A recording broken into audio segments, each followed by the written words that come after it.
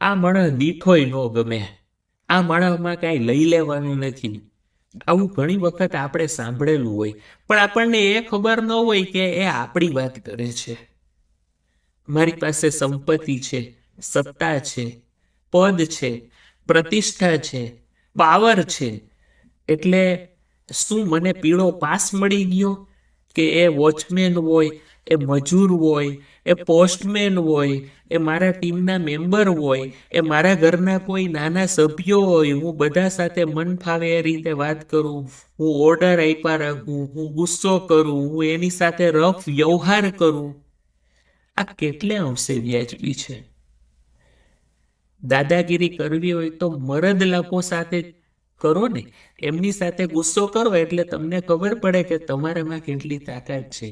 આવું તમને મારી અને આપની સૌની વાત કરી રહ્યો છું. માય ડિયર ફ્રેન્ડ્સ, ગુસ્સો એવા વ્યક્તિ સામે ન કરવો કે જે લાચાર હોય, જે અસહાય હોય, જે નિસહાય હોય, જે બોલી ન શકતા હોય, જેમની પાસે તાકાત ન હોય, જે નિર્બળ હોય, જે નાના હોય, એની સામે ગુસ્સો નહીં કરવાનો. નહીં તો ભગવાન ક્યારેય તમારી સાથે નહીં જોડાય. હું તમને સાચી વાત કરું છું, આ કોઈ નાખી દીધા જેવી વાત નથી. વિચારજો કે હું આવું તો નથી કરતો ને.